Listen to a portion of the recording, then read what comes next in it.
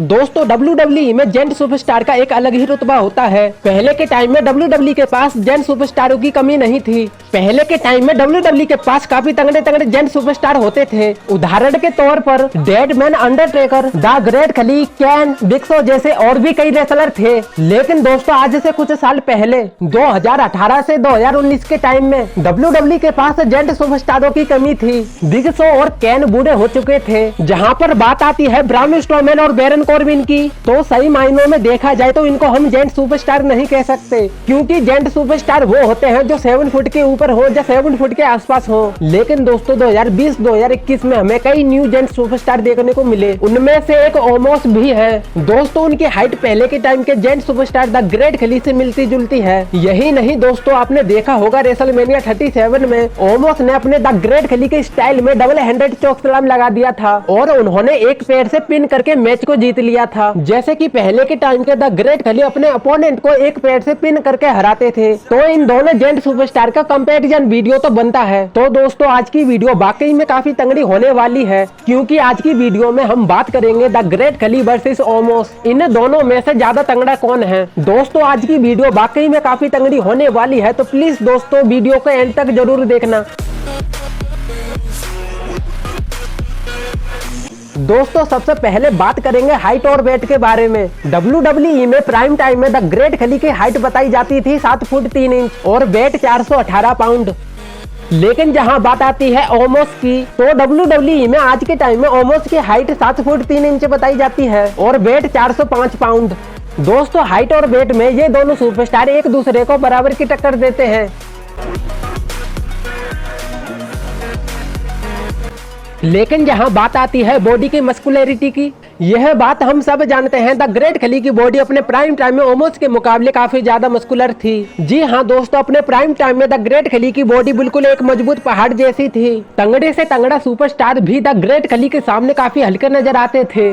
दोस्तों अगर हम बात करें डेब्यूट की, तो ये बात है 7 अप्रैल 2006 के स्मैकडाउन एपिसोड की, जब द ग्रेट खली शेर की तरह छाती चौड़ी कर WWE के सबसे खतरनाक सुपरस्टार डेडमैन अंडरटेकर के सामने अपना डेब्यूट करते हैं। यही नहीं दोस्तों, द ग्रेट खली अपने डेब्यूट में आते ही डेडमैन अंडरटेकर को तोड़कर रख देते हैं और डेडमैन अंडरटेकर को फाइट के लिए चैलेंज करते हैं और फाइट में हराते भी हैं। यही नहीं दोस्तों, 21 अप्रैल 2006 के स्मैकडाउन एपिसोड में द ग्रेट खली अपने इन रिंग डेब्यूट मैच में फनाकी को तोड़कर रख देते हैं। लेकिन जहाँ बात आती है ओमोस की, तो ये बात है 15 जून 2020 के मंडे नाइट रॉ एपिसोड की, जहां ओमोस जेंट निंजा के रूप में नजर आते हैं। लेकिन दोस्तों जहां बात आती है इन रिंग डेब्यूट की, तो एजे स्टाइल के साथ हमें ओमोस का इन रिंग डेब्यूट देखने को मिलता है।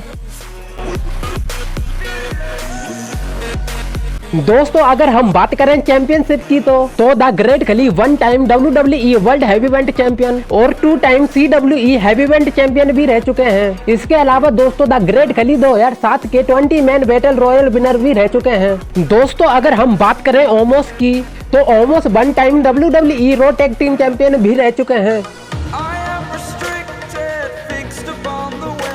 दोस्तों अगर हम बात करें फाइट की, तो द ग्रेट खली ने फाइट में शॉन माइकल, रिक फ्लेयर, रे मिस्टेरियो, बतिस्टा, जॉन सीना, कैन और डेडमैन अंडरटेकर जैसे बड़े बड़े सुपरस्टार को भी हराया है। दोस्तों अगर हम बात करें ओमोस की, तो WWE के मेन रोस्टर में ओमोस ने अभी ज्यादा मैचेस नहीं लड़े हैं, लेकिन ओमोस ने एजे स्टाइल के साथ मिलकर न्यू डे जैसी टैग टीम को हराया है।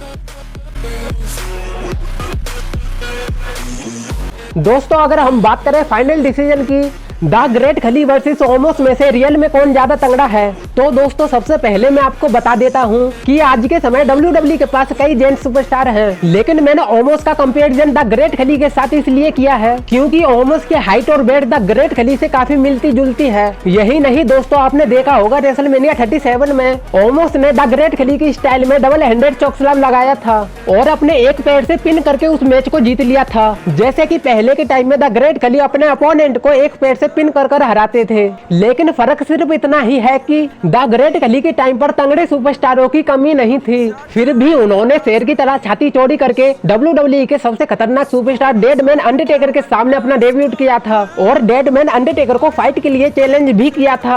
यही नहीं दोस्तों, द ग्रेट खली ने डेड मैन अंडरटेकर के साथ साथ केन, बतिस्टा और जॉन सीना जैसे तगड़े सुपरस्टार को भी मैच में हराया है। यही नहीं दोस्तों, द ग्रेट खली ने बतिस्टा और केन जैसे तगड़े सुपरस्टार को एक साथ अकेले अपने दम पर हराया है और द ग्रेट खली ने अपने प्राइम टाइम में काफी खतरनाक मैचेस लड़े हैं। द ग्रेट खली ने अपने प्राइम टाइम में अपनी ताकत से रॉ और स्मैकडाउन में ही नहीं, ECW में भी काफी तहलका मचाया था। दोस्तों अपने प्राइम टाइम में द ग्रेट खली के सामने मार्क हेनरी, उमांगा और बिस्केरा जैसे खतरनाक रेसलर भी द ग्रेट खली के सामने काफी फीके पड़ जाते थे। और दोस्तों अपने प्राइम टाइम में द ग्रेट खली के अंदर इतनी ताकत थी कि नॉर्मल रेसलर को तो द ग्रेट खली अपने एक हाथ से उठाकर फेंक देते थे। यही नहीं दोस्तों, अपने प्राइम टाइम में द ग्रेट खली की बॉडी इतनी तंगड़ी और मजबूत पहाड़ जैसी थी कि बिग शो जैसे जेंट सुपरस्टार भी द ग्रेट खली के सामने काफी फीके नजर आते थे। लेकिन जहां बात आती है ओमोस की, ये बात हम सब जानते हैं कि आज के टाइम में WWE में इतने ज्यादा तगड़े सुपरस्टार नहीं है। WWE चाहे तो ओमोस को काफी बढ़िया तरीके से बुक कर सकती है, लेकिन WWE ओमोस को कभी जेंट निंजा बना देती है तो कभी सैन मैकमैन का बॉन्सर बना देती है। दोस्तों अपने प्राइम टाइम में द ग्रेट खली ने अपने डेब्यूट में आते ही काफी तहलका मचा के रखा था। अपने प्राइम टाइम में द ग्रेट खली को देखकर अच्छे रेसलरों के पसीने छूट जाते थे।